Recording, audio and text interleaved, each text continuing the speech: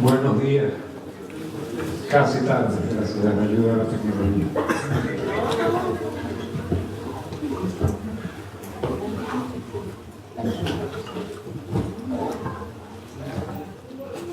Tengo una tarea un poco difícil. Y más difícil porque debido a mi mala memoria no recordaba hasta hace menos de una hora que no solamente estaba la gente del lápiz acá, sino que estaba nuestro distinguido y joven público. Y la dificultad surge allí. Esta charla pretendía pasar de una primera charla que dicté al inicio del lápiz al tema de la enseñanza del pensamiento de sistemas. Ya voy a explicar, especialmente para la gente que estaba en el lápiz, qué quiero decir con eso. Ahora, eso implica que en cierta forma ese ir desde el encuentro entre las epistemologías hacia la enseñanza, pues está partiendo de algo de lo cual ya hablamos algo. Eso es lo que hace difícil el asunto para todo el público. No puedo prescindir de eso, pero yo les pido paciencia y que se concentren especialmente en la parte que tiene que ver con lo de la enseñanza del pensamiento de sistemas, que se deriva de lo anterior, pero yo voy a tratar de mostrar la derivación.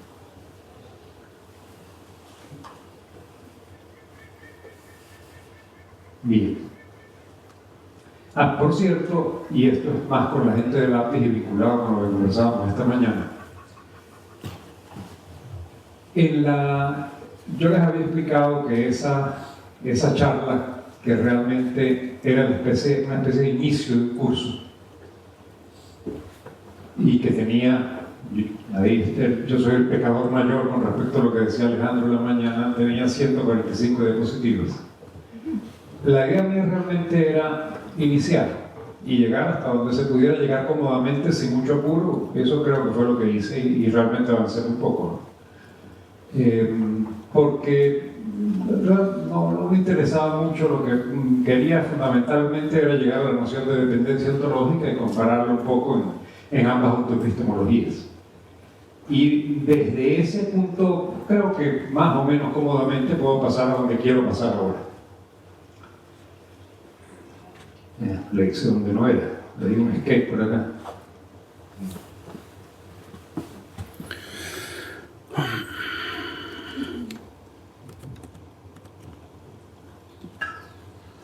¿Ya? Ok. Entonces, repito, la idea es, a partir de, por lo poco que hemos avanzado en el asunto del puente, poder mirar desde ese punto de mira la enseñanza del pensamiento de sistemas. Es posible que no sea muy justo en eso, porque, como van a ver, yo me nutro del puente, me nutro de lo que he estudiado de la autoepistemología del observador, pero voy a hablar fundamentalmente de la autoepistemología, de la sistemología interpretativa, para ver el asunto de la enseñanza.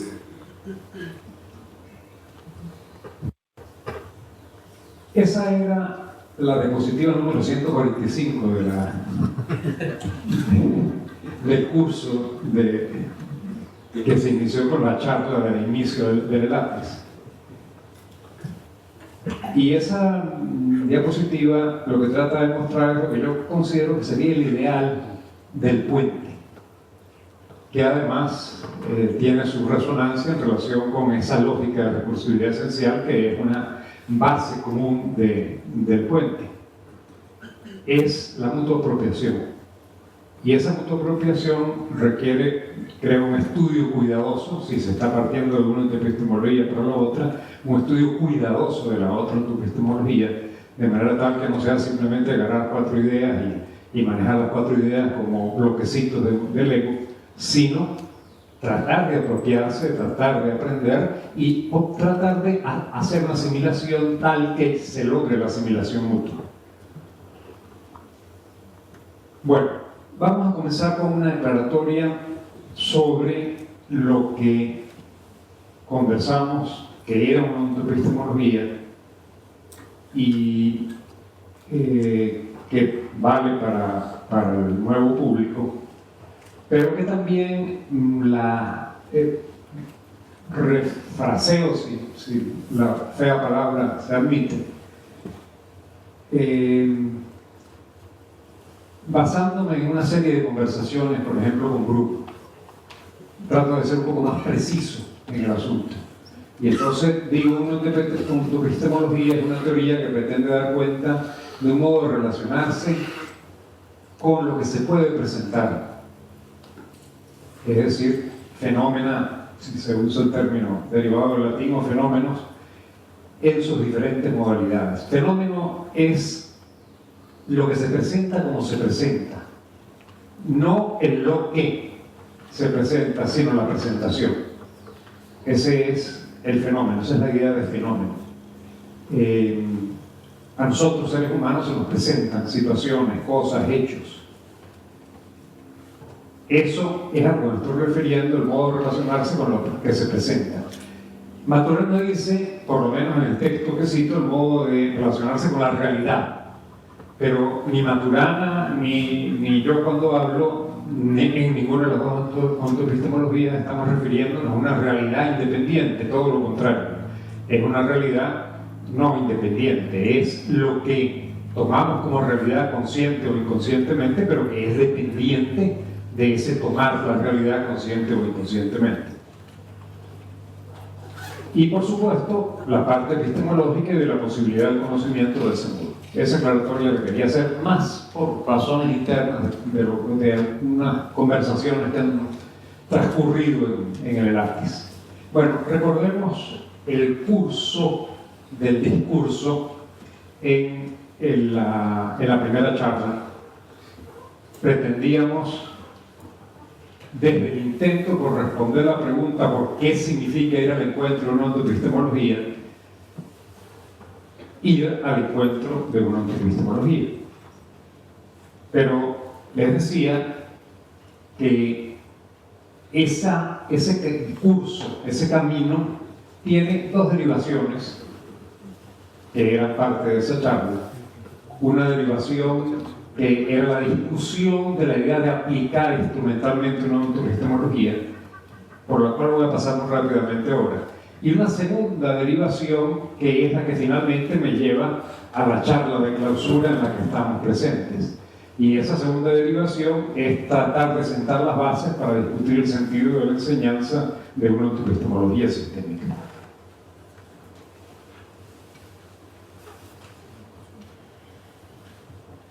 Antes de retomar el punto que necesito retomar del curso principal para ir a la derivación vinculada con la enseñanza, quisiera un preámbulo, un prefacio. Primero, una breve aclaratoria sobre lo que llamo pensamiento de sistemas. Eso sería muy bueno que pudiera extenderme bastante con respecto al joven público, pero tengo que hacerlo breve. Y finalmente, bueno, lo que estoy diciendo hace rato, recordar en dónde estábamos, de dónde veníamos en el curso principal. Sobre el enfoque de sistemas. El enfoque de sistemas, su frase lo dice, es ver las cosas como sistemas. En ver las cosas como los sistemas hay dos modalidades.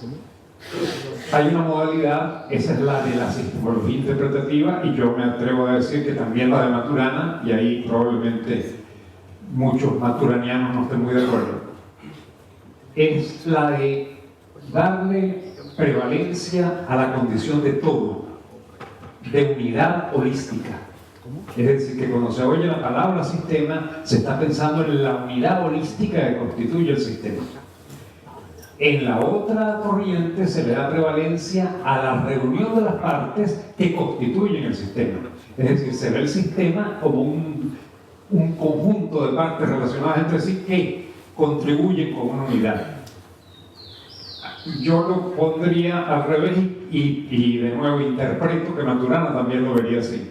Es una unidad fundamental, que voy a decir una unidad de sentido, que puede ser examinada, analizada, y entonces se descubre que está constituida por una serie de partes, propiedades, como lo quieran llamar, que cuando uno las piensa y las trata de sintetizar, descubre que conducen a esa unidad fundamental. De ese modo lo pondría en esa modalidad de pensamiento.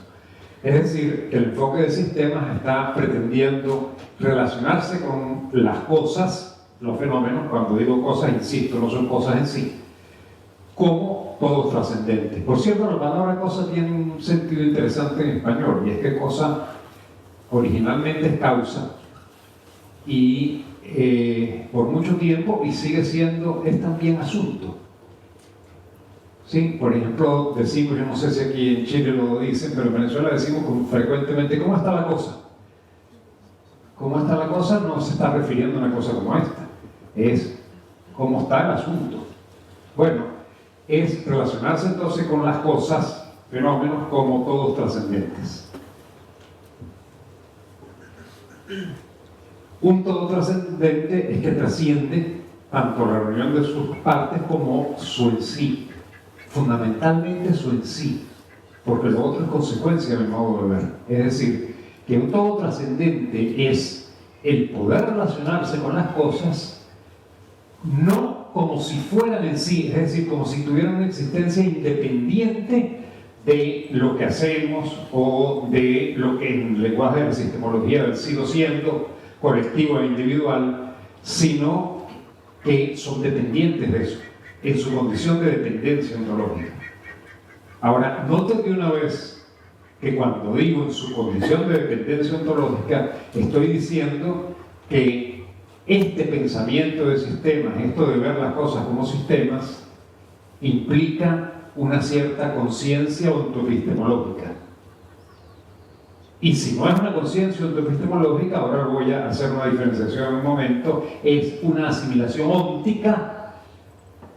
Es decir, un modo espontáneo de relacionarse con la realidad que ve las cosas no como si fueran cosas en sí, sino que las ve como todos trascendentes. Y ahí está la clave. Y ahí está el punto difícil. Y a mi modo de ver, eso es precisamente el pensamiento de sistemas, la acción de sistemas. Relacionarse con lo que se presenta de esa manera. No como si fueran cosas en sí, sino como fundado en la dependencia ontológica, lo que implica de nuevo que el pensamiento de sistemas requiere una ontoepistemología, y eso complica las cosas y las va a complicar más porque lo voy a decir dentro de un momento.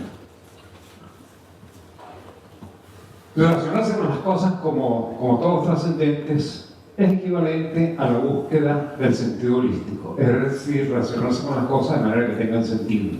Si uno se pregunta, ¿qué le da unidad a algo que se presenta como todo? ¿Qué permite que se presente como todo? ¿Cuál es esa condición de todo? Es el sentido. El sentido de lo que eso tiene. Pero resulta que el sentido de una función trascendente, no uso la palabra en el sentido maturaniano, lo uso más en el sentido filosófico, es una función trascendente porque no se queda en sí. Algo tiene sentido para mí, algo tiene sentido para nosotros. Las cosas no tienen sentido en sí.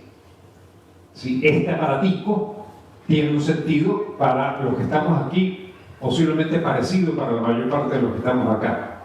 Pero si viniese un poblador de la etnia yecuana y viera este aparatico, el sentido sería completamente diferente. Es decir, que el sentido, y de una vez aquí aparece una característica derivada de la dependencia ontológica, el sentido es variable, está sujeto a interpretación, lo que implica que el pensamiento de sistemas que busca el sentido holístico, entonces no tiene más remedio que aceptar que hay una variedad interpretativa, que hay un relativismo cultural. Y su foco entonces no puede evitar el que tiene que pasar por la variedad interpretativa.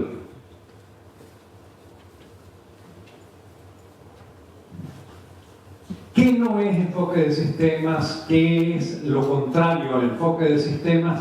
Reduccionismo. Y llamo reduccionismo, a diferencia de Maturana, llamo reduccionismo a la reducción de la cosa en sí. Eso no es lo que Maturana llama reduccionismo. Hemos discutido con Bruno un poco lo que creo que Maturana llama reduccionismo, ya lo tengo convencido, casi.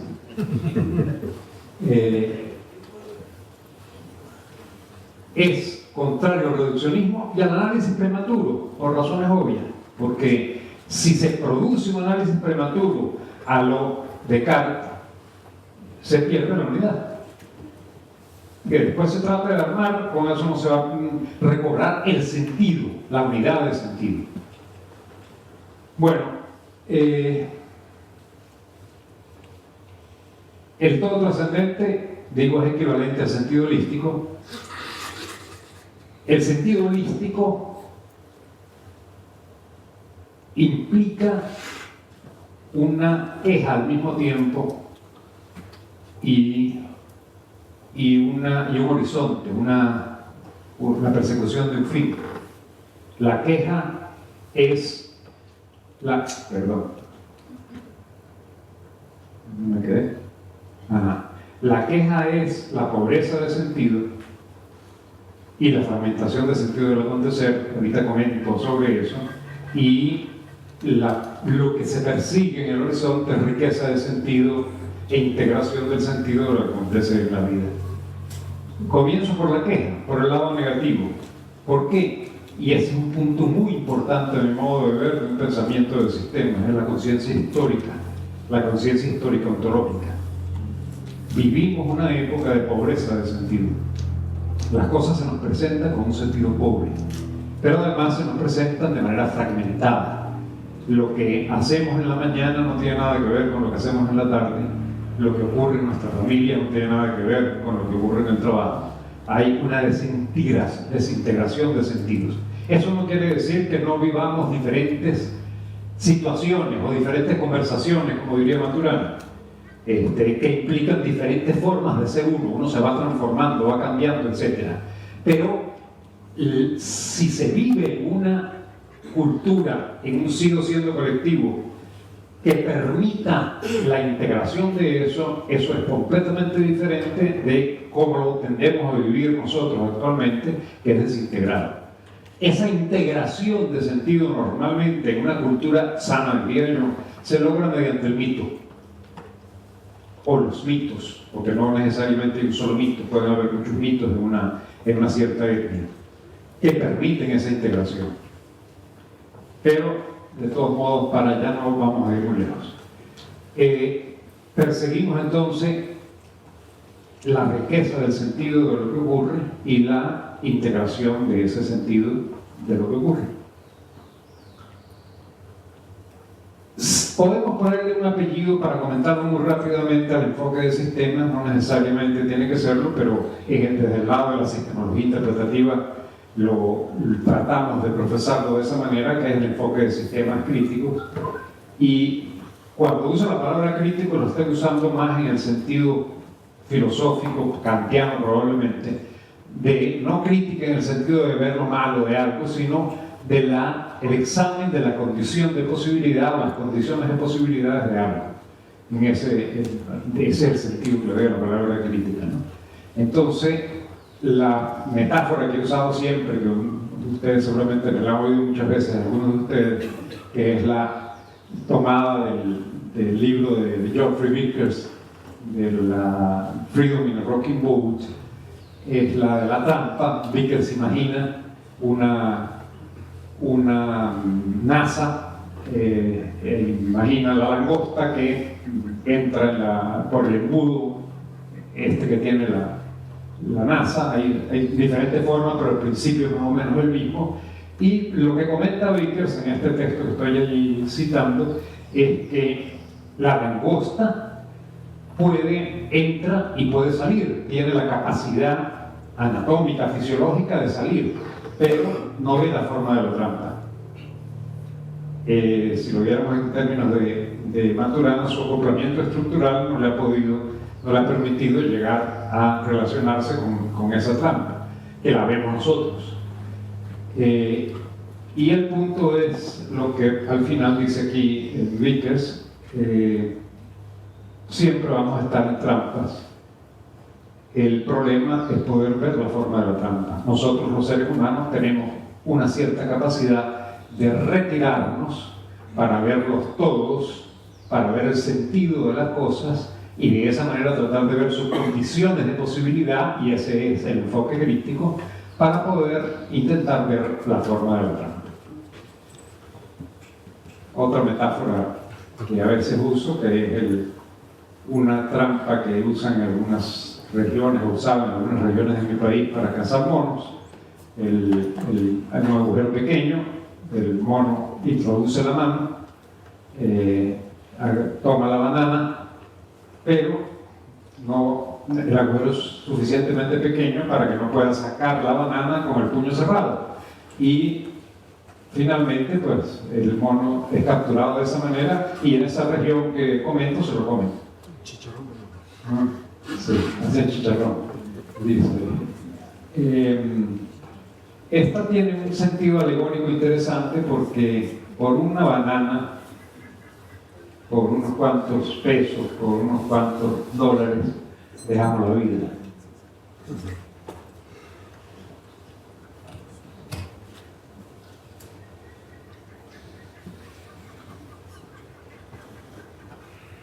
La línea argumental, el pensamiento de sistemas es equivalente, es decir, pretende relacionarse con los fenómenos de manera que ofrezcan su sentido holístico. Relacionarse con los fenómenos eso implica relacionarse con los fenómenos bajo una ontoepistemología que esté de acuerdo con esto, es decir, una ontoepistemología fundada en la dependencia ontológica, como la de Maturana y la de la sistemología interpretativa, y cualquier otra más, fundada en la dependencia ontológica. Ahora, sin embargo, eso ofrece una profunda dificultad, y eso nos lleva al otro punto, a recordar dónde estábamos en la charla para poder comprender esa dificultad. Y en lo que voy a entrar es precisamente a qué es lo que yo veo problemático, muy problemático, en el ejercicio del pensamiento del sistema y en la enseñanza del pensamiento del sistema. Y repito, muy problemático.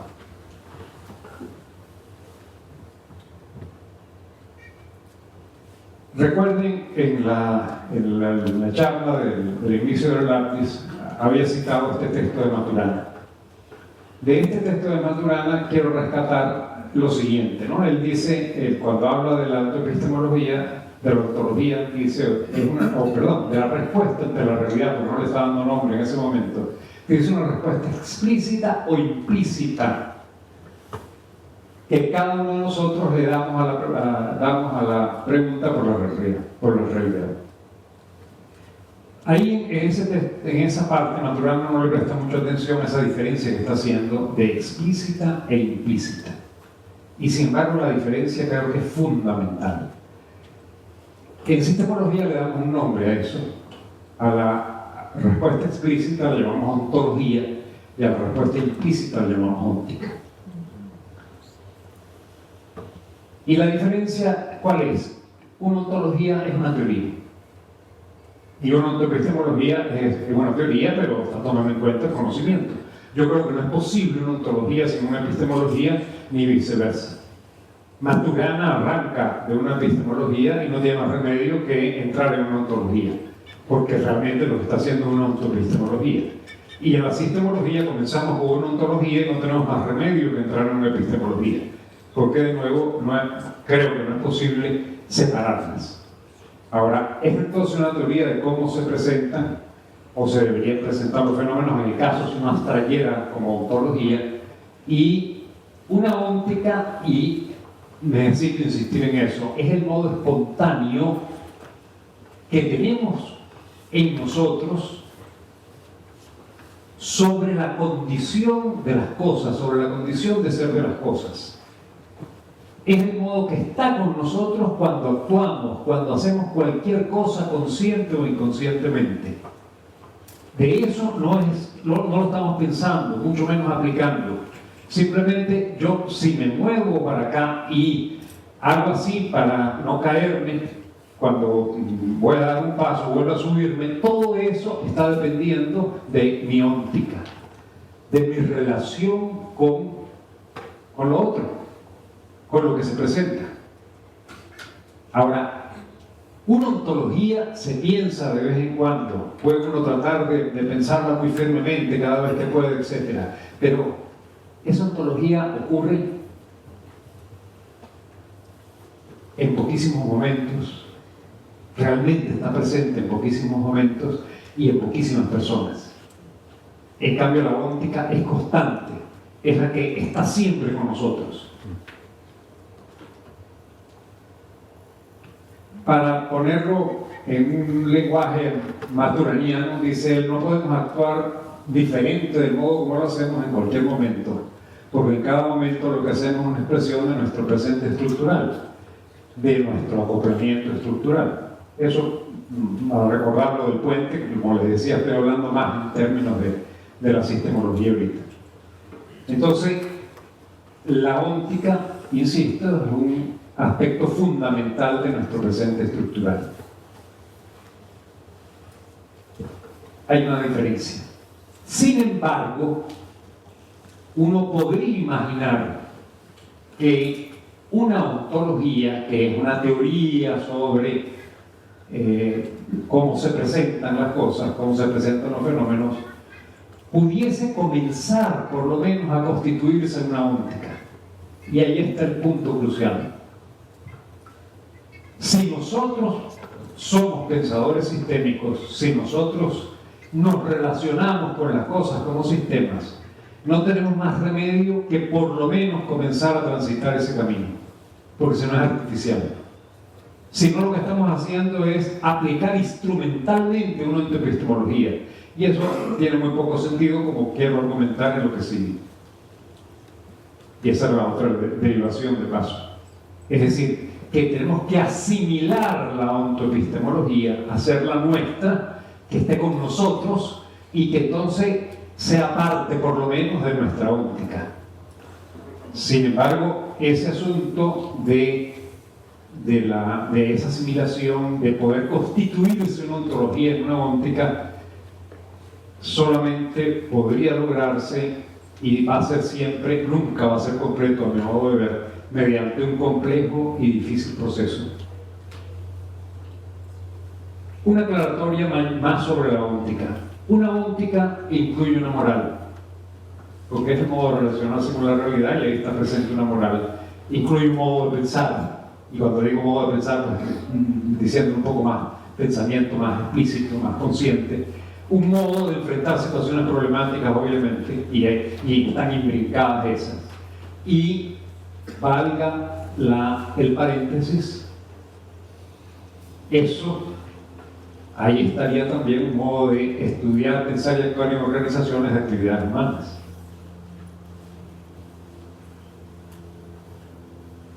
Bueno, volvemos al asunto. Para constituirse una ontología en una óptica requiere entrenamiento. Pensemos un poco en lo de entrenamiento, y eso va a ser importante para ir fundamentando una noción que va a venir dentro de un momento, que es la del juego lingüístico. La mayor parte, probablemente, de ustedes jóvenes, algunos de nosotros viejos, hemos practicado un deporte. Y tal vez algunos hemos aprendido ese deporte en una escuela de deporte. Por ejemplo, hemos tratado de aprender a nadar con un instructor de natación. Cuando vamos a aprender a nadar, de muy poco va a servir todas las clases que nos den en un pizarrón, todos los métodos que nos den en un pizarrón, todas las técnicas que nos den en un pizarrón. Probablemente nos pueden decir algunas cositas para comenzar, pero realmente el aprendizaje de cómo nadar comienza en el agua. Sí, hay que nadar. Y en la medida en que se va nadando, entonces el instructor va pidiendo hacer ciertos ejercicios. Estoy usando el ejemplo de la natación porque lo conozco un poco mejor y porque tiene la particularidad de que el instructor manda a hacer ciertos ejercicios que son diferentes a la natación. Por ejemplo, manda a nadar con un solo brazo.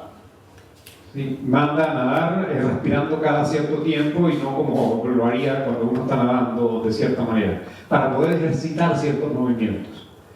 ¿Qué es lo que está haciendo el instructor? Está tratando de sembrar en el cuerpo nuestro, cuando digo el cuerpo es todo, sembrar un modo de relacionarse con el agua en este caso, que permite nadar. Pero lo está sembrando, no lo está enseñando. Eso no pasa por la cabeza, o pasa muy poco por la cabeza. No es un asunto intelectual. Ahí está un problema serio ante todo esto. Nosotros estamos en una tradición de pensamiento, una tradición de modo de ser, que nos hace creer que en nosotros los humanos, seres racionales, todo pasa primero por el intelecto y luego la acción. Y tenemos con nosotros el modelo de aplicación, que es precisamente ese, que nosotros pensamos, somos conscientes de algo y luego actuamos. Un poco el sentido que se deriva, por ejemplo, del Kant de la Ilustración y de otros pensadores de la Ilustración. Cada vez que yo voy a actuar, entonces pienso qué es lo que debo hacer, si sigo el imperativo categórico o no, y entonces actúo. Eso no es cierto, no actuamos de esa manera. ¿Sí? Nosotros somos seres programados culturalmente, de acuerdo con eso. Actuamos de acuerdo con las prácticas que hemos aprendido y, por ejemplo, el nadador que aprende a nadar, cuando se lanza al agua, no está pensando nada, simplemente nada, porque su cuerpo sabe nadar. Y lo mismo ocurre con la persona que juega tenis. ¿Sí? La persona que juega tenis, cuando le lanzan la pelota y responde la pelota, no está pensando fuerza bien la pelota, ángulo, cómo voy a mover el brazo, qué músculo se va a mover, nada de eso. Simplemente actúa, porque ya se relaciona con el medio de una cierta manera, ha logrado un acoplamiento estructural, para usar en la frase maturaniana, de manera tal que actúa. Bueno, eso es precisamente el entrenamiento que requiere poder llevar la ontología a una óptica, poder asimilar la ontología. Entonces, ¿qué implica eso? No se logra con un acto volitivo, consciente e instantáneo. No porque yo diga, ok, yo estuve estudiando la ontología, voy a estar listo. No logro con eso. Y se requiere un proceso de transformación de la persona. Ese nadador que no sabía nadar, que le daba mucho miedo cuando lo metían en el agua, y luego se convierte en el gran nadador, ese señor se transformó, es otra persona. Mucho más es otra persona, una persona que realmente asimila, aunque sea en un cierto grado, junto a epistemología. Se requiere transformar la persona. Es decir, se requiere un proceso de entrenamiento y apropiación de la epistemología. Fíjense que estoy hablando desde hace rato de la enseñanza del pensamiento de sistemas. No estoy hablando de otra cosa. Porque dije que el pensamiento de sistemas es una ontoepistemología en la práctica. ¿Qué es básicamente lo que implicaría ese proceso a mi modo de ver? Una fase de lo que llamo asimilación intuitiva y comprensión conceptual de la ontoepistemología. Es poder relacionarse, asimilar intuitivamente los conceptos, las nociones que hay ahí adentro, sus relaciones, por supuesto, y comprender conceptualmente eso. Estudiar. Sí, cuando yo comencé a estudiar la ontoepistemología de Maturana, pues eso fue lo que hice, a empezar a leer, a anotar, a subrayar, a trabajar eso, estudiar con cuidado la ontoepistemología. Entrenamiento en los nuevos lingüísticos propios de la ontoepistemología. Cuando Bruno habla, por su boca salen una cantidad de términos que son maturanianos, salen solitos. Ya Bruno tiene un cierto entrenamiento, a mí me cuesta. Sí, yo creo entender unas cuantas cosas, pero yo estoy más en esta fase todavía que Bruno y que algunos de ustedes que ya están iniciados, para usar un cierto término, en esa ontoepistemología maturaniana, y entonces ya por su boca sale solo una serie de términos. Por supuesto que no basta con que salgan frases por ahí sueltas, es mucho más que eso. Y eso conduciría, y aquí hay una gran distancia en este pedazo, hay un trecho muy largo, finalmente a la asimilación de lo que voy a explicarles ahora, que es el juego lingüístico ontoepistemológico, en lo que voy a explicarles, que es el lenguaje básico. ¿Qué es entonces el juego lingüístico y qué es el lenguaje básico?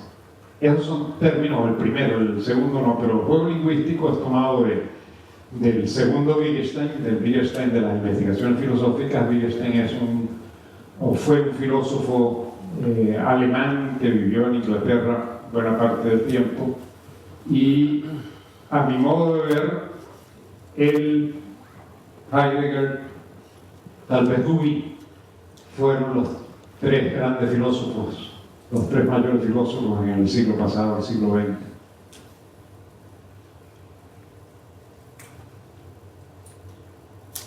Una aclaratoria, ya creo que había comentado eso en la charla anterior, pero una aclaratoria breve con respecto a la concepción del lenguaje. Y esa aclaratoria breve la puedo expresar sencillamente en esos términos con lenguajes ligeramente diferentes. El de la sistemología, decimos que tenemos un lenguaje, pero con mucha más razón tendríamos que decir que un lenguaje nos tiene a nosotros. La noción de lenguaje, tanto en Maturana como en la sistemología, no es de un medio de comunicación, no es un instrumento de comunicación de ninguna manera. Es ese fondo que tiene una cierta estructura a partir de la cual somos. Como lo dice Maturana, nosotros los seres humanos acontecemos en el lenguaje y acontecemos en este como el tipo de sistema viviente que somos. Fuera del lenguaje nada existe, porque la existencia está atada a nuestras distinciones en el lenguaje. Eso, puesto así en muy pocas palabras, es para comentar que la concepción del lenguaje en la que se inscribe la noción de juego lingüístico no es la de medio de comunicación, que es la más popular. Bueno, ¿qué es un juego lingüístico? Es un modo de hablar entretejido con un modo de actuar. Está bien. Bueno, explico un poco. En juego lingüístico es importante oír la noción de juego. Y pensemos un poco lo que ocurre en cualquier juego, en el juego de ajedrez o en el juego de ping-pong. El que sabe jugar ajedrez está realizando el juego del ajedrez. El que sabe jugar ping-pong está realizando el juego de ping-pong. Él está siguiendo las reglas, pero no sabe en ese momento que está siguiendo las reglas. El que aprende a jugar ajedrez en algún momento, él se hizo consciente de las reglas, pero cuando está realizando las jugadas no está pensando las reglas esta, la otra, de la manera que lo piensa cuando está aprendiendo a jugar ajedrez. Simplemente realiza el juego. Es como si el juego lo tuviera a él y él juega por el juego. Y lo mismo hace el que juega ping-pong o el que juega tenis o el que nada. Una vez que ya se es experto, una vez que ya se sabe, la persona se desempeña en eso. Bueno, eso es lo que ocurre con el lenguaje, en general.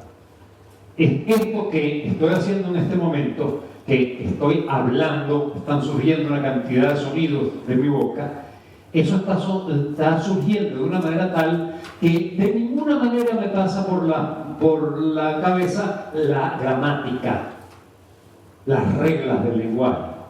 Y de hecho, cuando nosotros aprendemos a hablar, no aprendemos con gramática. Esa es la razón precisamente por la cual yo creo que es un gran error lo que se hace en las escuelas de pedirle a los niños que aprendan gramática muy temprano. Pero no pueden, porque tienen realmente primero que familiarizarse bien con el lenguaje para después aprender las reglas en ese caso. Porque las reglas son implícitas. Y de nuevo, porque las reglas están en nosotros y nosotros realizamos las reglas. Es decir, las reglas son activas. Yo no sé si me permiten usar en activo. Bueno.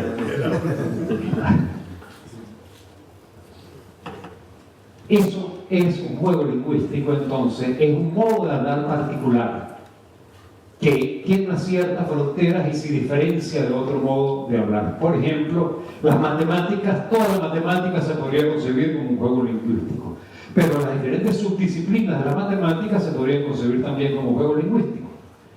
El álgebra es un juego lingüístico, la aritmética es un juego lingüístico, la física es un juego lingüístico, pero la mecánica newtoniana a su vez es un juego lingüístico y la relatividad es un juego lingüístico, general o especial.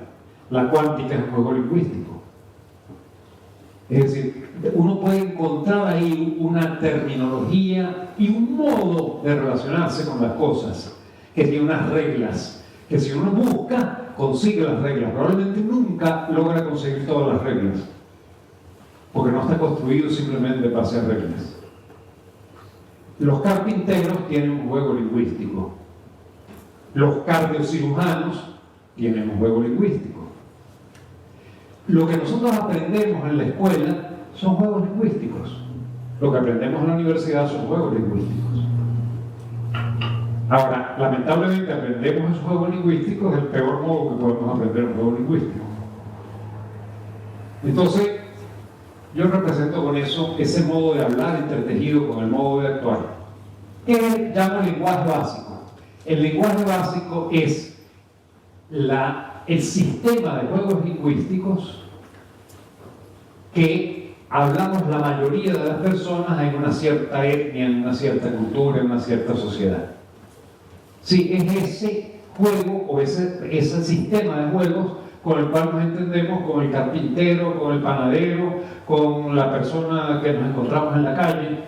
Es el más común, ese es el básico.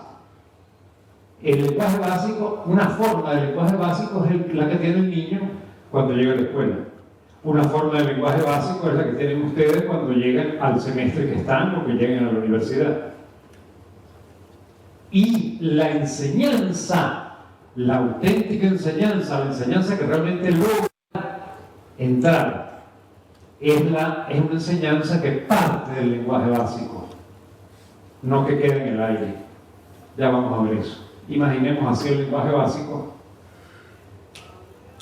Decía entonces el entrenamiento al que me refería es un entrenamiento entonces en el juego lingüístico del caso, y el juego lingüístico del caso puede ser una epistemología, es decir, el pensamiento de sistemas, si es una epistemología sistémica. ¿Cómo se realiza eso? Decía, sobre la base del lenguaje básico. Es decir, estos son juegos lingüísticos especializados, la matemática, la biología, la química. Habría que construirlos sobre esa base, no en el aire. En la escuela, en la mayor parte de las escuelas primarias, secundarias, universitarias, se enseña al revés, se enseña en el aire. Cuando el niño se le va a enseñar las fracciones, ayer Edward mencionaba un ejemplo, se le va a enseñar las fracciones, se le dice una fracción es un numerito, una rayita y otro numerito abajo. Y cuando usted va a sumar fracciones, le pone un signo más entre dos y tiene que hacer esto y esto y aquello. Y el niño jamás asimila que es una fracción, no sabe lo que es una fracción. El día que llega el porcentaje, por supuesto, mucho menos. Yo hice unos experimentos en la universidad hace un tiempo, y de acuerdo con mis experimentos, más del 90% de los profesores universitarios realmente no han asimilado lo que es un porcentaje.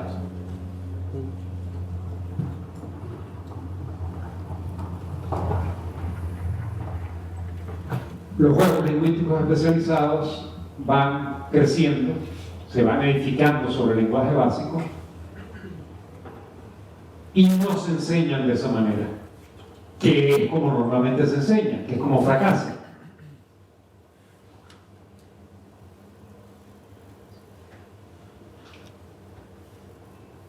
El proceso de enseñanza, para ponerlo esquemáticamente, muy rápidamente, yo lo vería en estos términos. Hay una parte que es inseminación intuitiva, comprensión intelectual y entrenamiento. El modo usual de enseñar es comprensión intelectual, y de ahí no pasa. en el entrenamiento podríamos distinguir esas dos etapas: inducción para la germinación y desarrollo incipiente del nuevo juego lingüístico, una táctica para eso, tal vez en el caso de la natación, lo que les decía, los diferentes ejercicios de eso, y ejercicio, hay que ejercitar. Si hablamos entonces de una autoepistemología sistémica, pues tendríamos que sembrarla, construirla sobre el lenguaje básico para irla apropiando, pero esa construcción sobre el lenguaje básico, como les decía antes, no es nada sencillo y no es nada fácil porque tiene que ser asimilada, es decir, tiene que empezar a parecerse al lenguaje básico, tiene que construirse con fibra del lenguaje básico en cierta forma. El lenguaje básico le sirve de base al juego lingüístico y el juego lingüístico pervade y transforma el lenguaje básico. Se va distribuyendo, se va asimilando hasta que en el horizonte transforma el lenguaje básico.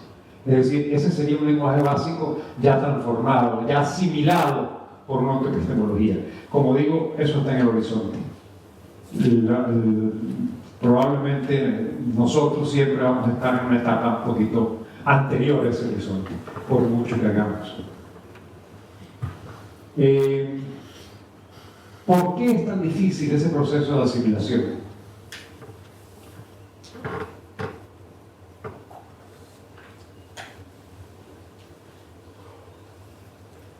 Nosotros llevamos con nosotros, ya había explicado un poco esto en la charla, pero repito brevemente, hay algo que está con nosotros, con cada uno de nosotros, que permite que distingamos las cosas.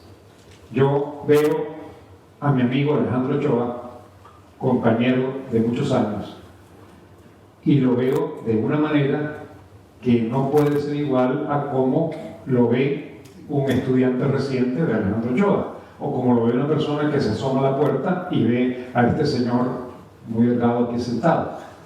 Es diferente. Y es diferente porque lo que yo he sido y que en ese momento está siendo, y por eso lo llamamos sido siendo, es diferente. No, vemos algo diferente. Yo les decía, este aparatito que está aquí lo vemos tal vez de manera parecida a todos nosotros. Si entrara un yecuana, ve una cosa completamente diferente. Porque el sido siendo del yecuana es bastante diferente del sido siendo nuestro. Es decir, que lo que él ha sido, no solamente en su historia personal, en su ontogenia, sino en todo lo que hay antes de él, ha sido diferente, y entonces por eso ve diferente, debido a la dependencia ontológica. ¿Qué ocurre? Que Bruno se pone a estudiar sistemología interpretativa, se pone a estudiar la autoepistemología de la sistemología interpretativa y trata de asimilarla a su sido siendo. Pero resulta que Bruno está interactuando continuamente con otras personas y esa interacción continua con otras personas lo está transformando continuamente. Por mucho que él trate de estudiar y asimilar en su sido siendo, en su lenguaje básico, el juego lingüístico, él va a estar siendo influido por el sido siendo colectivo. A menos que el sido siendo colectivo se transforme, va a ser muy difícil que el sido siendo individual de uno se transforme. Es decir, que estoy poniendo las cosas aún más difíciles. A menos que haya una transformación cultural que permita pensar sistémicamente, que permita pensar bajo una autoepistemología fundada en la dependencia ontológica, a menos que eso ocurra, es muy difícil que cada uno de nosotros lo logre. Pero eso significa que no podemos hacer algo. Claro que podemos hacer, podemos avanzar. Es un camino que tiene un horizonte, pero podemos hacer. Es decir, podemos lograr en cada uno de nosotros que parte de nosotros actúe de acuerdo con esa autoepistemología. Eso es lo que creo que podemos lograr.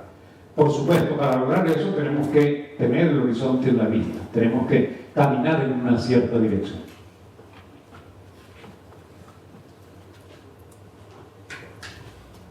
Bueno, eso es lo que estaba diciendo de manera resumida.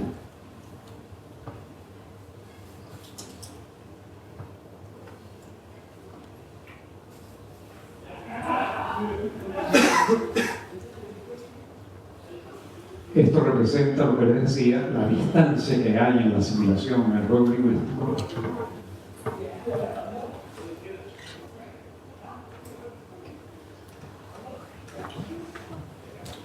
Si no ocurre esa apropiación, ocurre esto, que es lo que a mi modo de ver ocurre con buena parte de lo que se hace cuando se dice que se está usando el pensamiento del sistema. Es decir, se tienen una serie de estructuras y tienen unas escaleritas con las que se pretende bajar a eso que llaman realidad, al lenguaje básico. Eso es lo que llamo aplicación instrumental. Puesto de una cierta manera se pretende aplicar un modo de relacionarse con la realidad sin relacionarse con la realidad de ese modo. Y eso es todo por ahora. Muchas gracias.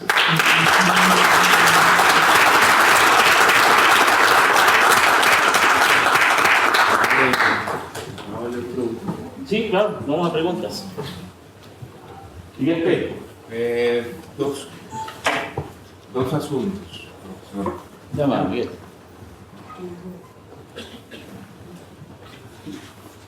Ok, dos entre reflexión y pregunta. La primera tiene que ver con lo que estábamos viviendo aquí, y nos forma como en dos grandes grupos. Los grupos de los que tenemos un buen rato en la piscina y el grupo de los que están viendo, a los que aventaron a la piscina de un empujón, primera, ¿no?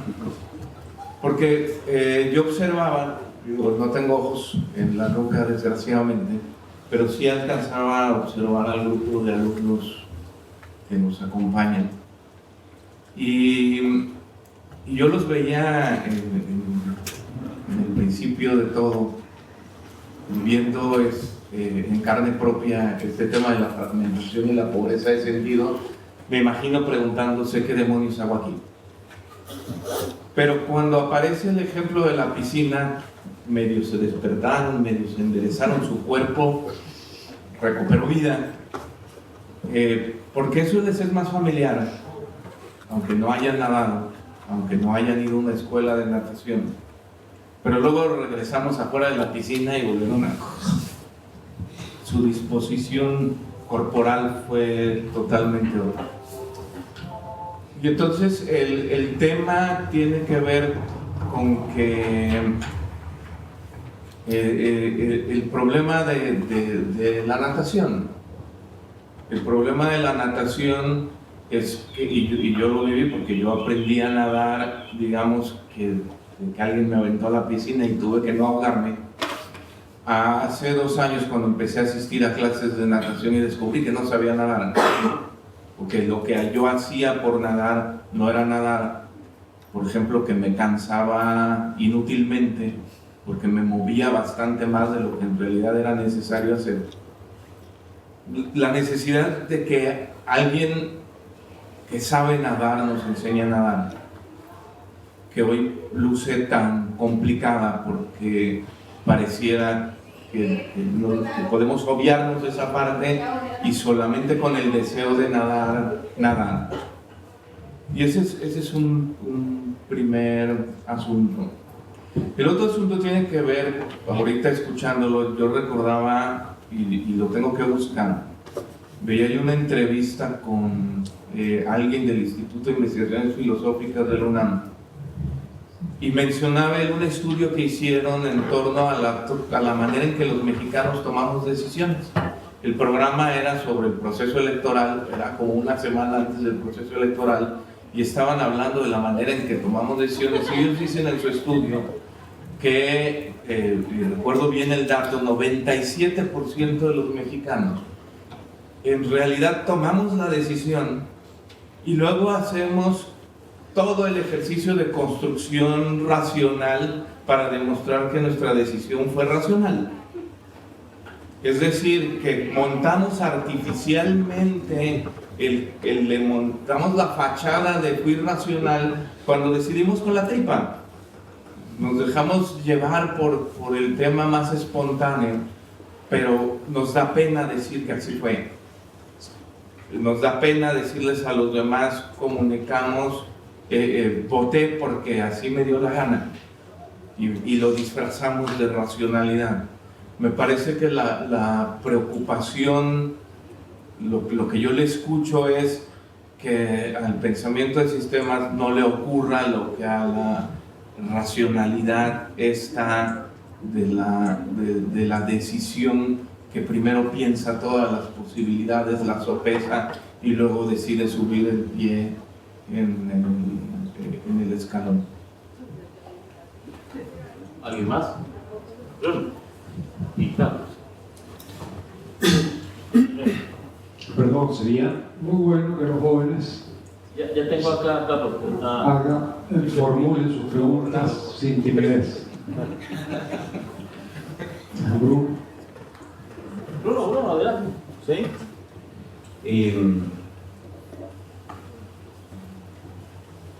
Un comentario respecto de ese tejido que me pareció una muy buena imagen de cómo se entreteje el hacer y el lenguajear. Ahora, una de las cosas que yo a esa imagen le agregaría, si yo tuviera que mirarlo desde la ontología del observador de Maturana, diría: el modo de tejer ese tejido está en directamente relación con el campo, por así decir, de fuerzas que me permite pasar por aquí o por allá, o tejer este hilo por aquí o por allá, y eso serían las emociones. Vale decir, el lenguaje, la emoción y la acción están conectados, o sea, el hacer, la emoción y el lenguaje están conectados de una manera tal que mutuamente se interactúan. Vale decir, cuando yo trato de tejer, no solamente estoy utilizando la textura de ese tejido y de esos dos digamos, hilos que estás usando, sino además el campo de fuerzas que permite tejerlo de esa manera y que da un particular tejido. Yo diría que eso podría ayudar como para completar esa imagen que me pareció maravillosa, además, porque eso que tú levantas así me parece que es justamente lo que refleja la instrumentalización del pensamiento sistémico. Entonces uno empieza a escuchar discursos que están absolutamente desarraigados, desconectados. Pasa también con la ciencia reduccionista, por cierto. Esa es una cosa. Lo otro me pareció muy interesante el puente que tú hiciste en este de que los I-200 propios uno los puede ir transformando en la interacción con otros, pero claramente si los otros o esa dinámica relacional que está dada en la cultura no permanece en una cierta condición, esa ciertamente me influye e impide de alguna manera el avance de mi propia transformación. Y ahí una de las cosas que me parece interesante e importante, que yo entiendo que está también planteado en el último libro de Maturana, que se llama El árbol del vivir, está planteado justamente como un regalo no solamente a aquellos que quieran transformar el mundo, dice en el prólogo, sino además a las futuras generaciones, a los jóvenes que quieren cambiar este mundo. Entonces, yo pienso que el hecho de que uno busque encarnar una nueva óntica o una óntica epistémica, podríamos decirla, porque son las dos cosas también,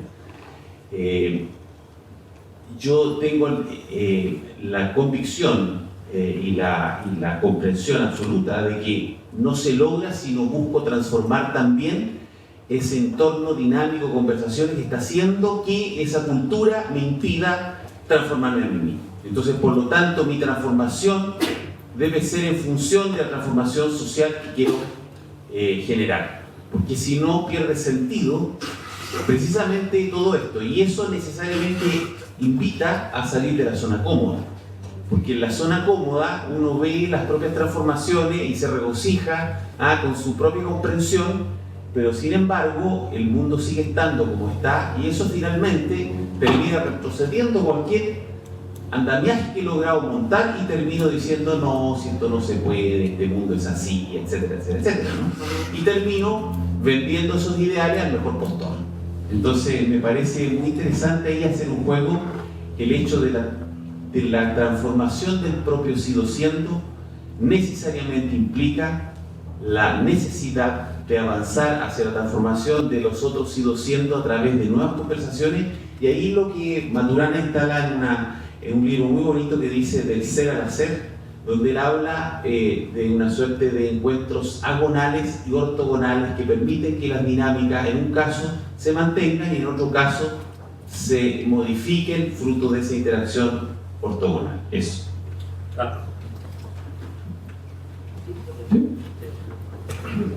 Quiero llevar esta metáfora un poco personal, la de la natación, que practico natación y cuando le converso a mi mamá sobre esto y le digo vamos a nadar, ella no quiere, ella no sabe nadar a sus 40 y tantos años, porque cuando chica sufrió un trauma de que casi se ahoga y nunca quiso tirarse al agua, nunca quiso intentar nada.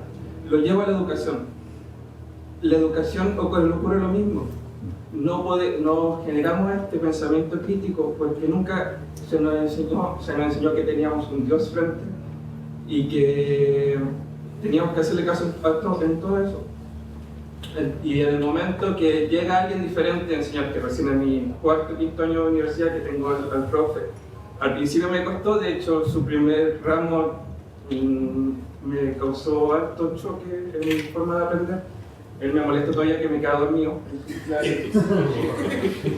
Y ahora estoy haciendo mi segundo curso con él y veo de una forma distinta, veo que la sala de clase es una instancia participativa donde no solo aprendo de alguien que sabe alto, sino que aprendo de mis compañeros, aprendo de mí mismo a criticar lo que me sentado.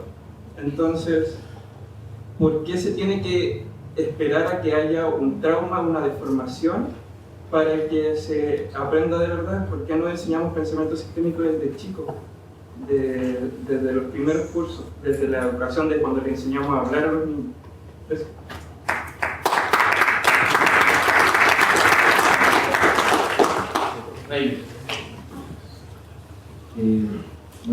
Muchas gracias, Francis, por la presentación de hoy. Estaba pensando que hoy escuché algo que no había escuchado, no había tenido los oídos para escuchar de pronto, sino que habías dicho. El ejemplo de la natación ya lo había escuchado una vez este año, precisamente en agosto, cuando estuviste en Ibagué. Pero hoy vi algo que no había visto, y es que en un momento dijiste, a veces a uno lo ponen, no sé, a vaciar con una sola mano, ¿cierto? Pareciera que no tuviera que ver con nada. Y sin embargo eso es acostumbrar al cuerpo a una forma de relacionarse con el agua, ¿sí? Y eso de acostumbrarse a una forma de relacionarse con el entorno, que sea el caso para el tipo particular de conocimiento que estamos desarrollando, me parece muy interesante porque definitivamente el pensamiento sistémico es una forma de vivir, ¿no? Es una praxis de vida, pues como todo el conocimiento. Y quisiera entender un poco más cuáles son esas formas de relación con el entorno que crees tú se deberían desarrollar para el entrenamiento del pensamiento sistémico. Porque si bien el nadador necesita aprender a respirar, a bracear y a patear, qué sé yo, digamos que ya en un nivel más avanzado a coordinar la respiración con la brazada y a coordinar ciertas cosas para ser más efectivo en su quehacer de nadador. Como pensadores sistémicos, y volviendo a la definición que dabas al principio, el entrenamiento es quizás en inicio una cuestión perceptual, pero luego se vuelve una cuestión de sentido de vida, ¿no? Y digo perceptual porque digo es percibir las cosas como todos, ¿sí? Como si fuera un todo, que es algo que no es muy común, ¿no? Si alguien entra a esta aula en estos momentos, no creo que vea una reunión en la que se está hablando de pensamiento sistémico, sino verá a un señor sentado allá adelante, probablemente dando una charla, y a otro montón de gente sentada acá enfrente escuchándolo. No creo que pueda hacer sentido de lo que está pasando, probablemente el sentido quedará ser aún muy básico, ¿no? Es una charla, una conferencia. cómo entrenarnos en hacer sentido holístico, ¿sí? Y qué elementos o qué partes de nuestro ser son las que tenemos que empezar a cultivar su relación con el entorno. Profesor, Pregunto, vamos a esperar hasta el final para no, responder. bueno, acá con Jaime y respondes. ¿Cuál es el nombre del joven? Carlos. Carlos. Y Bueno, una felicitación, una pregunta y una petición.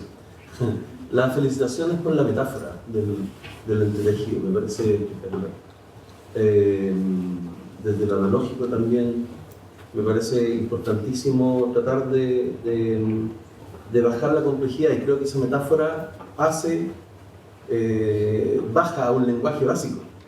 No solamente explica, ¿no es cierto?, lo bajo del lenguaje básico. Creo que felicitaciones, digamos, por esa metáfora. Creo que, de hecho, me gustaría saber de dónde salió en algún momento, pero no. Eso por un lado. Después, la pregunta es, me da la sensación que esta idea de pensar la inseminación, ¿no es cierto?, después el uso del lenguaje, y estos tres pasos que alguna vez tú planteas, son necesarios al pensarnos que no tenemos tantas ónticas, no aprendemos tantas ónticas, y por lo tanto no tenemos una variedad tal vez para observar, ¿no es cierto? Entonces me pregunto más que si en realidad este proceso de aprendizaje que lleve que pase por un entrenamiento, ¿no es cierto?, es más un proceso de liberación o de sanación. De liberación o de sanación, de cómo unir lo intelectual con lo óptico, más que necesariamente un proceso, o sea, me pregunto si es el único proceso de aprendizaje, es la única forma de aprender esta conexión holística, ¿no es cierto?, en lo óptico, pasando por lo intelectual, después pasando por el lenguaje, o podríamos aprenderlo de otra forma. Esa es la pregunta. Y una petición que es un poco, ojalá no extenderme mucho, pero también en la lógica de lo holístico, quiero matizar un poco algunas cosas que me parecen interesantes, por ejemplo, que en Chile están pasando, muy breve, porque yo sé que muchos de ustedes son extranjeros, digamos, y no necesariamente están al tanto de las noticias, y qué sé yo.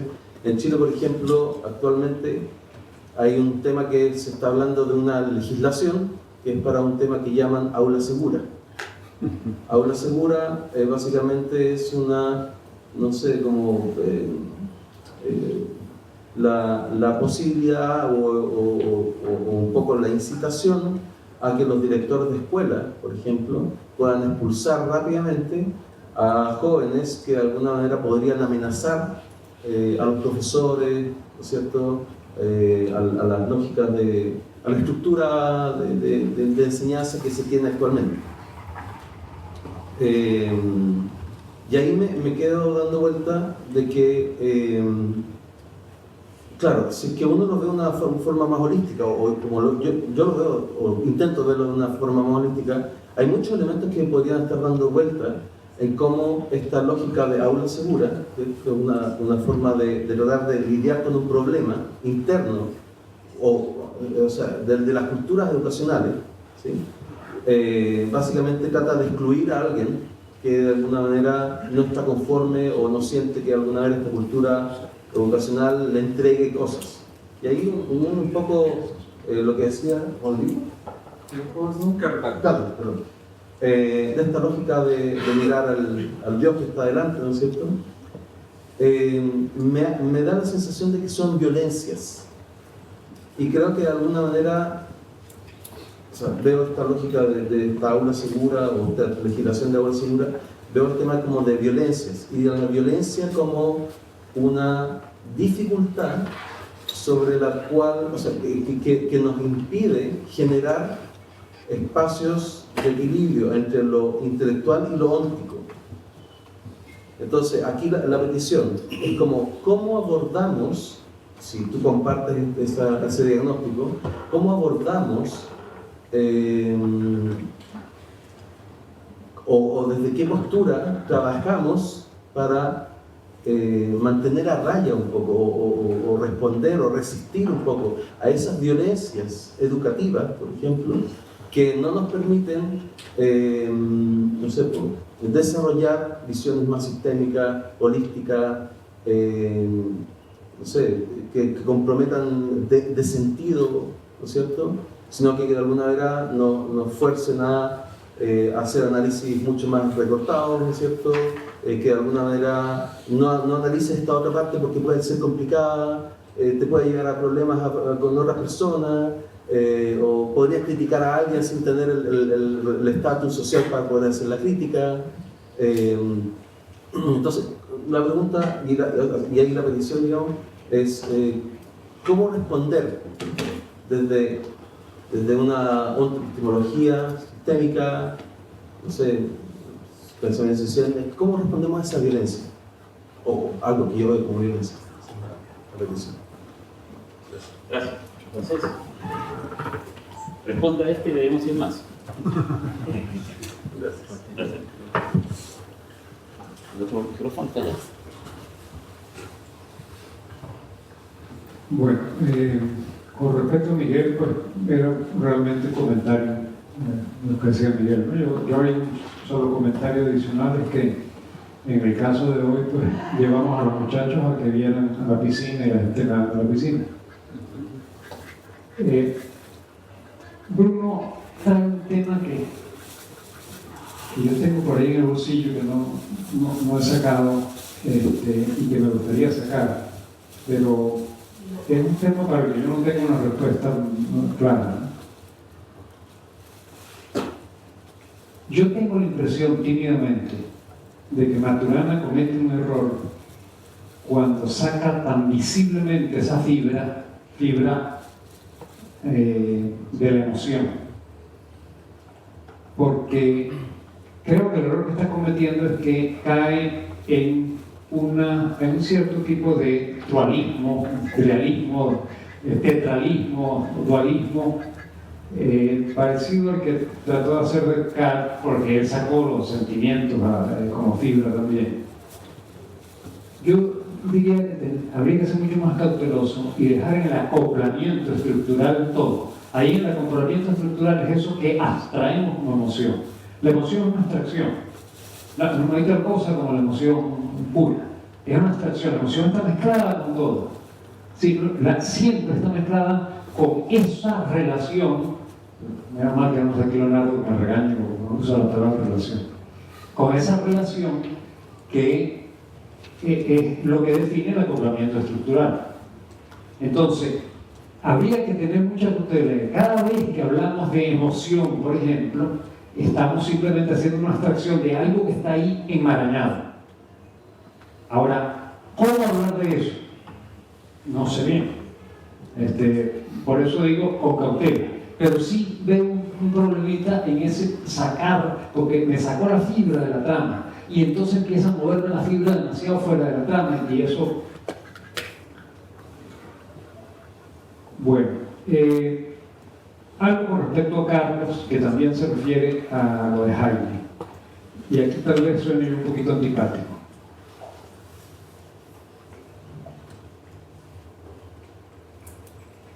Yo les hablé hoy de las trampas, y en el presente hay una serie de trampas.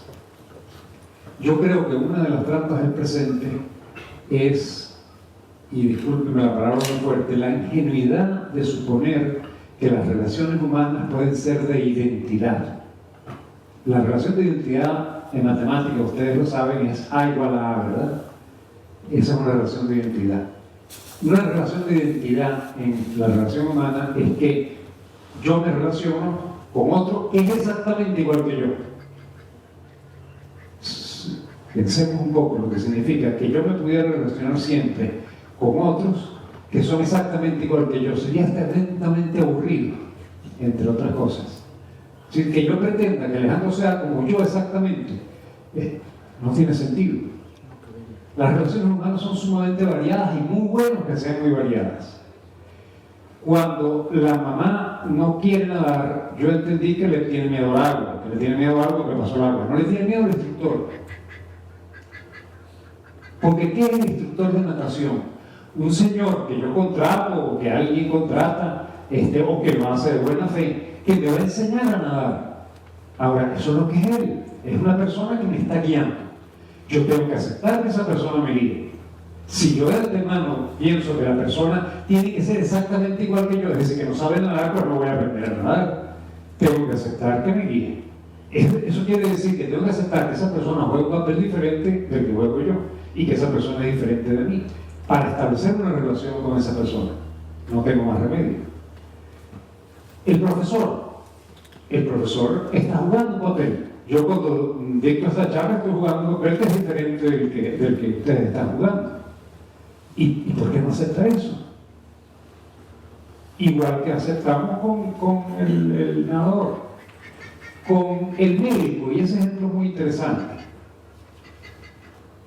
El médico establecemos una relación en la cual el médico sabe, yo voy a consultar el cardiólogo, por ejemplo, y él sabe de una serie de cosas vinculadas con mi sistema circulatorio que yo no sé. Él me va a ayudar con mi sistema circulatorio y yo acepto eso. Ahora, lo que no tengo que aceptar, y por eso el ejemplo del médico, es una especie de unidominio dogmático que ejerce el médico sobre mí. Y de hecho lo ejerce. Es decir, hay muchos médicos, yo tengo unos muy cerquita, hay muchos médicos que le dicen a uno, usted tiene que hacer esto y esto y esto. Pero doctor, ¿y por qué esto? Ah, no, usted no sabe de eso. ¿Sí? Esa es otra cosa.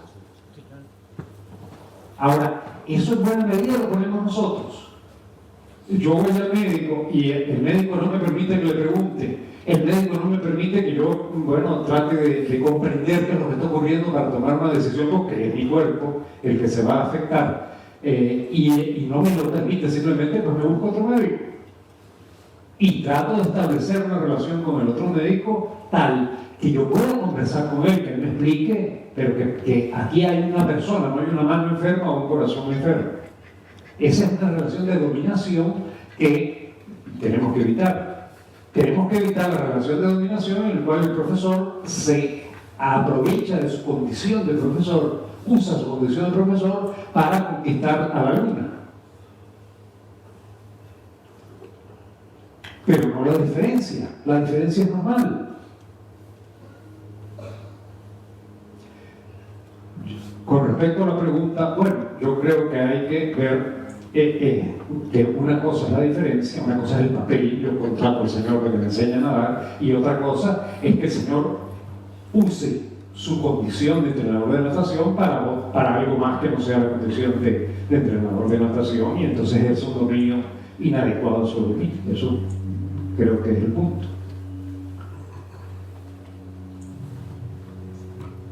Con respecto a Felipe trae un punto a colación que es, a mi modo de ver, muy importante.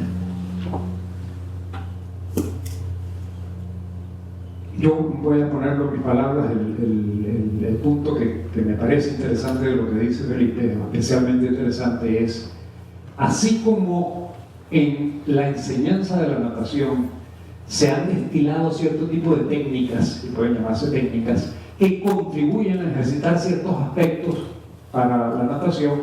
¿Qué técnicas tenemos en el pensamiento del sistema, en la enseñanza del pensamiento del sistema para ese entrenamiento? Y yo le respondo que estamos en pañales, que tenemos que hacerlo.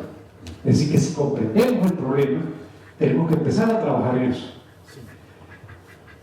Para mí, la enseñanza del pensamiento del sistema, y esto va hacia una pregunta que hacía Jaime,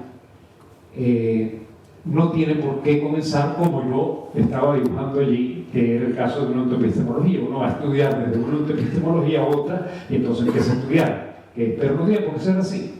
Puede ser como la enseñanza de los niños. Yo tuve una experiencia de 10 años en una escuela que creé, se llamó Paideña, duró 10 años, en la que tratamos de enseñar de un modo que era diferente, de este modo, ¿sí? Sobre la base del lenguaje básico.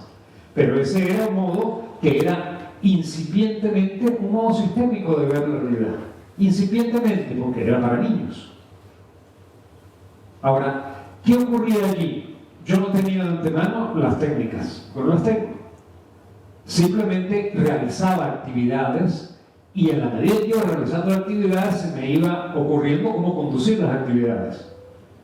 De hecho, yo les he contado tal vez en algunas ocasiones que a pesar de que eso no fue lo que pensamos originalmente, al poco de comenzar, descubrí que los recreos, ya lo llamamos recreos, no sé cómo se llaman acá, las horas libres, los fragmentos de tiempo que se usan para que los muchachos jueguen, era muy importante intervenir en ellos, aprovecharlos, jugar con ellos. Y ese jugar con ellos fue maravilloso para poder introducir una cantidad de elementos de enseñanza. Ahora, eso fue sobre la marcha. Podemos, por ejemplo, ya en otro nivel, empezar a estudiar una organización e ir a familiarizarnos con una organización. Si yo tengo un poquito de inicio ya en eso, bueno, vamos con mis alumnos a estudiar la organización. El modo de hacerlo es un modo de enseñarlo. Tengo que estar, por cierto, muy pendiente de cómo lo hago. Es algo parecido como se enseña en la clínica médica. Sí, el médico va con sus discípulos y entonces ve al paciente. Y viendo al paciente le enseña muchas cosas. De paso, el ejemplo va a ser interesante del médico. El médico, en otra época, y todavía algunos pocos médicos, no solamente enseñan a colocar una inyección o a tomar el pulso o a diagnosticar la enfermedad, sino enseñan cómo relacionarse con la persona. Enseñan que hay un ser humano que está sufriendo y que cuando uno se relaciona con un ser humano que está sufriendo tiene que hacerlo de una cierta manera que generalmente es la contraria a lo que el médico practica. Bueno, eso el buen médico tiene que enseñarlo. Ahora, ¿cómo lo enseña? Le dice, mira, el ser humano está... No, se relaciona con la otra persona de una cierta manera que se la transmite al muchacho. Bueno, hasta ahí sé yo. Pero es sumamente importante, y le hablo a los jóvenes que quieren iniciarse en el asunto de sistemas, que hay que desarrollar toda una forma de cómo realmente, sobre la base del lenguaje básico, entrenar el pensamiento del sistema. Y eso pasa por muchas tareas, pero hay que trabajar. Es decir, no pueden hacer ustedes lo que Ricardo dice que probablemente hemos hecho la mayor parte de nosotros, que sufrimos al maestro con un modo de enseñar horrible, que es ese de la cúpula ya, y entonces después de haberlo sufrido durante 5 o 6 años, los siguientes 40 años que nos hacemos profesor, repetimos lo mismo. Volvemos a enseñar de esa manera. No podemos hacer eso. Sí, tenemos que buscar el modo de enseñar de manera tal que sea sobre la base del lenguaje básico, que tenga sentido. Es la enseñanza con sentido. Así era el apellido que le poníamos a Paideia, enseñanza con sentido. Gracias, Felipe. Bueno, a Jaime ya le contesté lo del asunto de la línea intelectual, que le mostré que no, claro, no es, era un caso particular. Y una última comentario sobre esa relación, que es una relación de diferencia, que además puede implicar otra forma, no solamente como en el caso que decía del instructor de natación, este señor es el señor que me va a enseñar a nadar y yo le hago caso, pues hago esta cosa que es muy molesta de paso, no nadar con un solo brazo, pero bueno, lo hago para aprender a nadar. Entonces le hago caso, obedezco lo que él me dice. Pero él es el instructor de natación. Pero puede haber algo más. Yo tengo unos cuantos meses estudiando Maturana, estudiando la ontología, la epistemología Maturana. Pero en ese tiempo yo he ido mirando a ese hombre. Yo he ido mirando el trabajo de ese hombre, siento admiración completa por Maturana, total como persona. No, yo no lo conozco, nunca he estado con él. Pero siento admiración por la obra. Es decir, no solamente trato de aprender lo que hay allí, sino que además se va despertando una emoción. de admiración, de respeto. ¿Tiene eso algo de malo? No, no tiene nada de malo, al contrario, eso me enriquece. Ese sentimiento me enriquece. Ahora, eso no significa que si yo establezco una relación con Maturana, voy a permitir que Maturana use técnicas de dominación que no vienen al caso.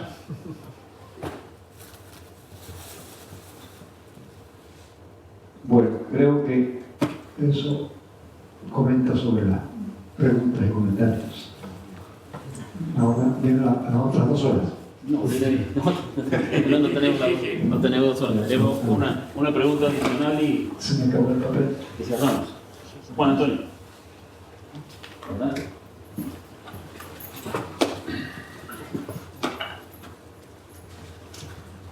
Juan Antonio. Bien. ¿Está repetido? Sí.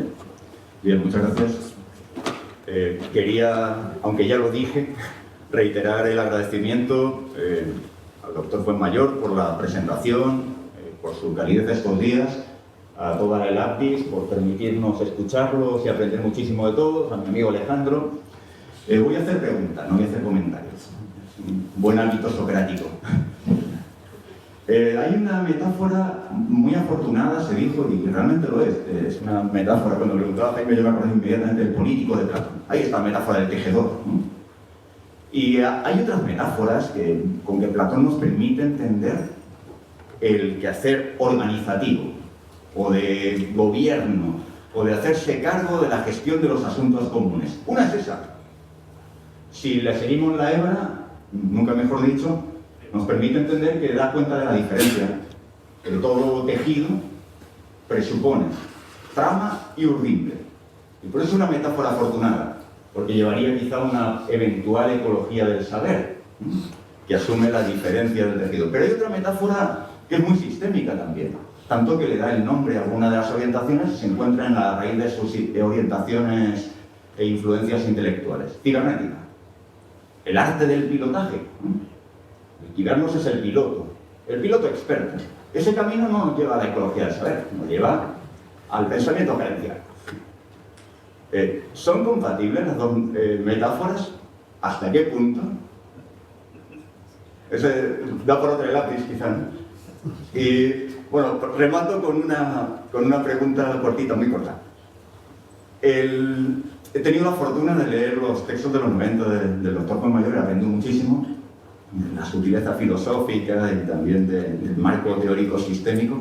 Yo no soy sistémico, que conste, soy un desconfiado radical del holismo teórico, entonces tengo mis reservas y por eso a lo mejor soy un buen observador de lo que ha pasado. Pero uno se pregunta, para tender un puente, para una posible conversación, son muy relevantes nuevamente las diferencias. Y yo, que tengo la suerte de estar escuchando al doctor Fuenmayor aquí, me gustaría que se pronunciase sobre cuál es la diferencia decisiva que haría necesario tender un puente o establecer una conversación, porque los puentes que se insinúan, aquello de la dependencia ontológica, quizá también están ocultando diferencias decisivas que habría que explicitar para que podamos entender bien el nexo entre una y otra ontoepistemología. Y como eran solo preguntas, ahí me quedo. Muchas gracias.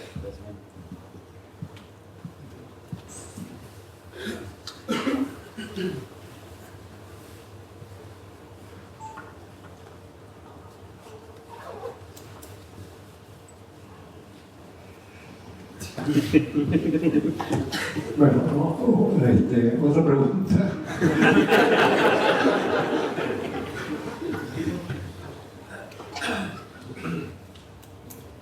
Juan Antonio, yo entiendo que las dos preguntas más o menos explícitas que han formulado están vinculadas con lo mismo, ¿no? El puente entre, en este caso, la autoepistemología, la sistemología y específicamente la ontología de Maturana, la ontoepistemología del observar. Pero, por otro, la relación entre yo diría no solamente la metáfora de la trama, sino tal vez toda la base metafórica, intuitiva, etcétera, de la ontoepistemología, de la sistemología, y lo que puede haber del lado de la cibernética. Y pensando la cibernética, que tiene su inicio en eso del arte de conducir. Yo, primero, es bueno aclarar que yo no creo que Maturana, ya lo he dicho explícitamente, él sea un cibernetista, porque su inicio no está vinculado con el arte de gobernar, o sea, es completamente diferente. Y a pesar de que él trabaja y se vinculó con la cibernética del segundo orden y otros de sus precursores, pues, no creo, y repito, creo que lo he dicho explícitamente, que comparta una serie de manifestaciones de la cibernética. Ahí, en buena medida, el problema está en la intención y las derivaciones, ¿no? En esa parte. El asunto del gobernar es un problema, y es un problema que vale la pena atender. El problema de ese problema es gobernar hacia dónde, para qué, para quién, por qué y en qué términos.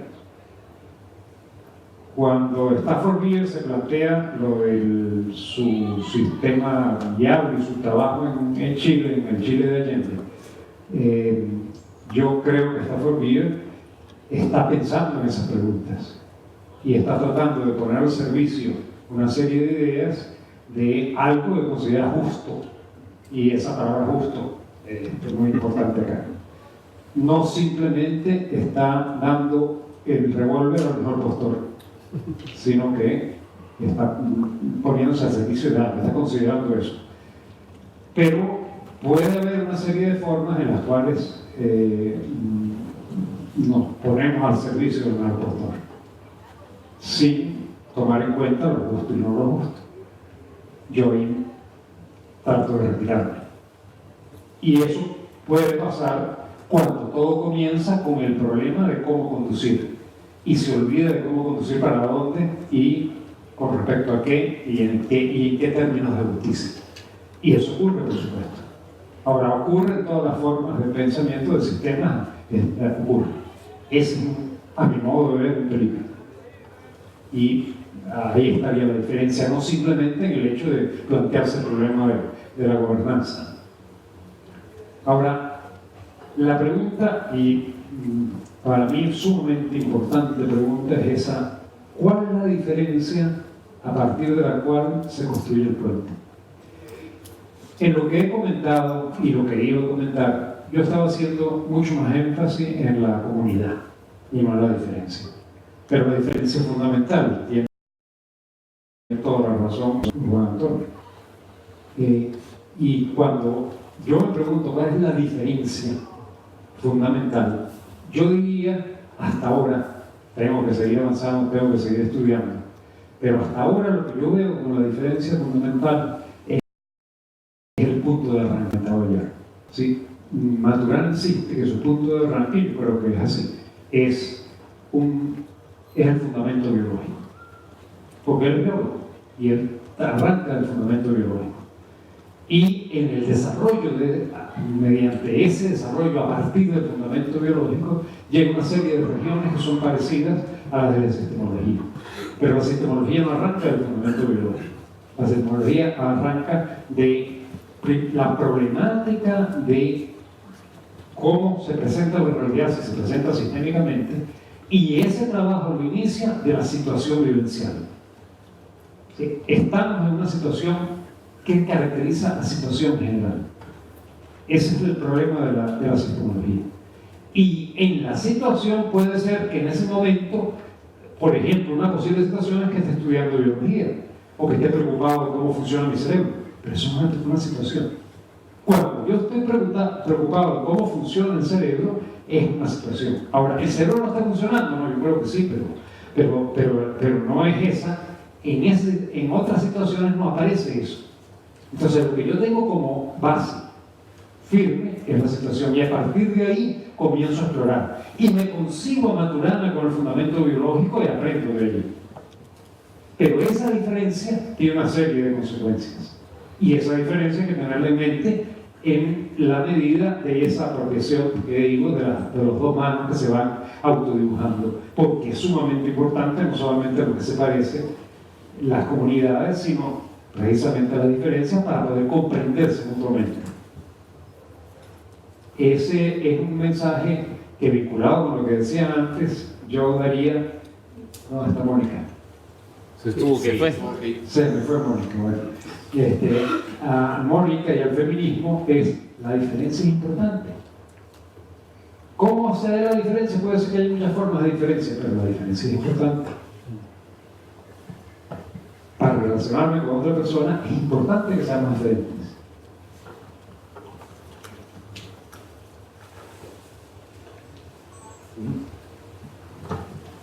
Bien.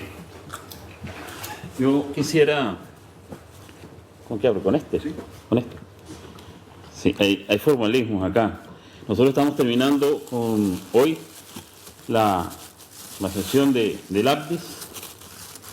Que Joel no se vaya para que se lleve su...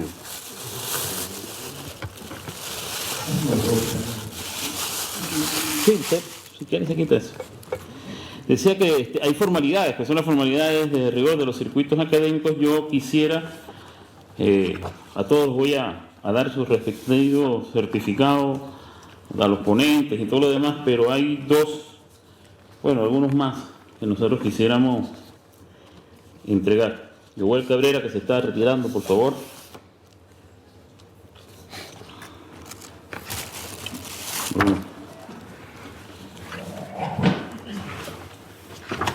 Esto es una despedida porque él se nos va.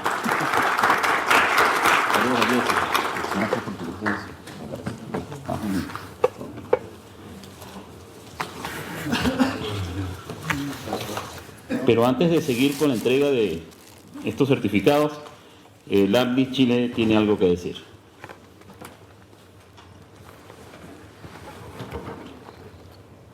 ¿Qué es el APDIS Chile?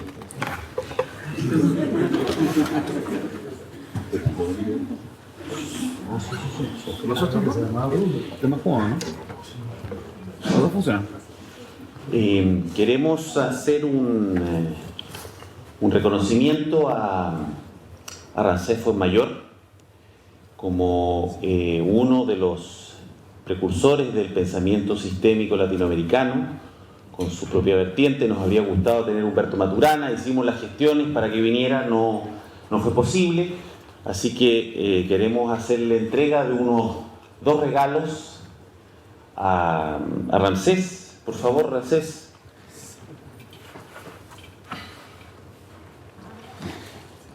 Un libro que se llama La ciencia del ser,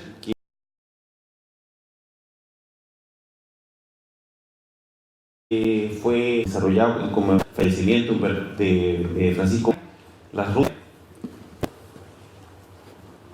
que es muy exclusivo en realidad porque no está en librerías y que fue desarrollado por la Universidad de Valparaíso, y que es un libro que queríamos regalarle para que incluso fuéramos ya incorporando otra mirada más, que es justamente la de Francisco Varela, que complementa este pensamiento sistémico latinoamericano que viene desde esa vertiente, y el otro libro, que es el último libro de Humberto Maturana, que va a incorporar otros elementos como el nicho ecológico y eso que estuvimos hablando en nuestras presentaciones.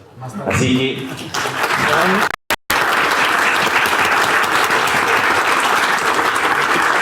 Muchas gracias.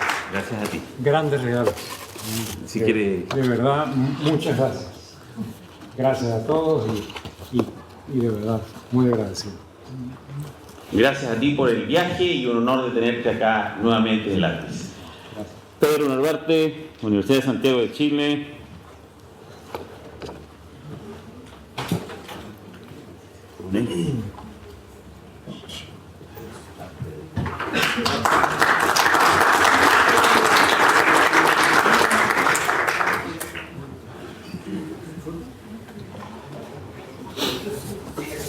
Si quieres, yo te lo voy anunciando y tú lo vas entregando. Sí, también. Vale. Este, ¿no? Este un poco. Y este. Y ya. Ok. Reinel, por favor.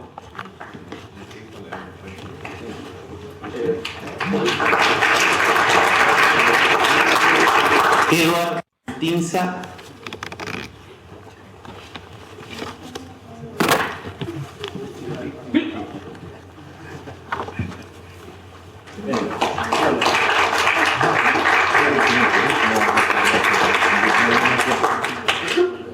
Elizabeth Hidalgo.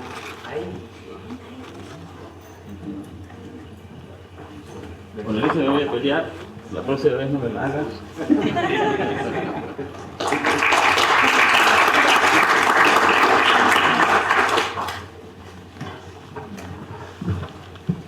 Doctora candidata Carla Rivera.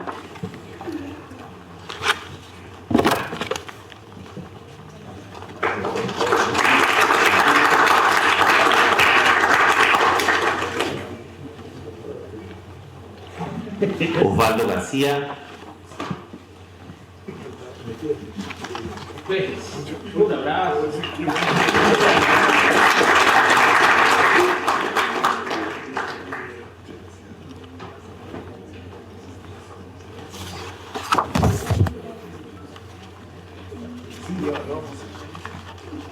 Claudio no está, parece. No, Claudio no está. María Teresa Santander.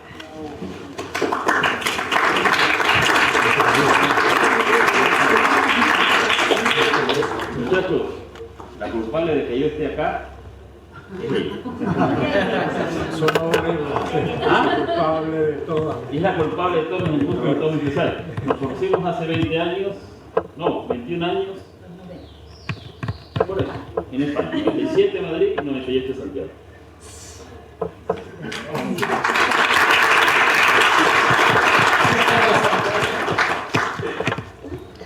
Edward Muñoz. De los más jóvenes.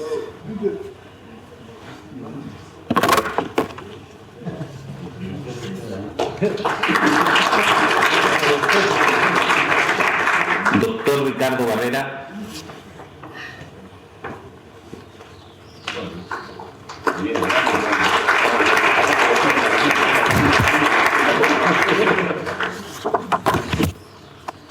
Robinson Taipei.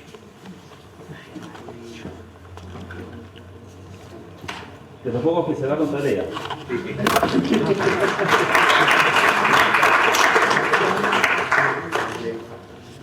Miguel Crespo. También lleva tarea.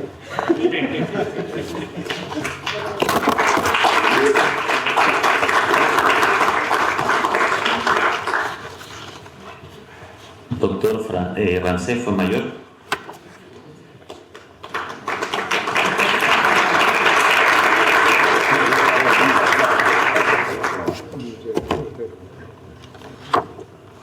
Doctor Alejandro Ochoa.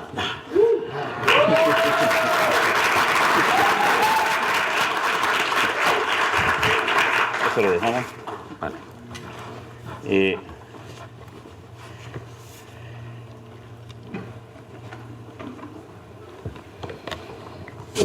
A los externos.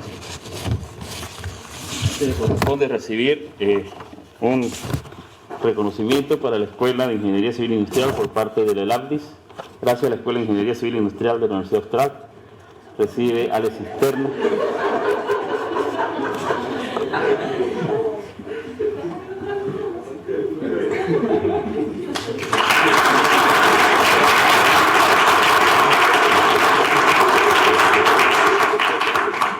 Alex acaba de decir una cosa interesante, me acaba de decir bienvenido. Gracias por eso. No, les cuento, ustedes no lo saben, pocos. Las personas que logró habilitar mi habitación para yo quedarme la primera noche fue Jessica Bull y Ana Cisterna. La Cisterna fue mi huésped, perdón, fue mi anfitrión en el primer mes que estuve yo acá en Puerto Montt. No.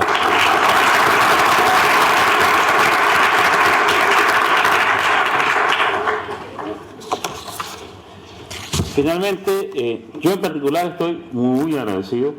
Ha hecho mucho más allá de lo que dice el cargo. Yo quiero un sonoro aplauso para el señor Leonardo Cocha.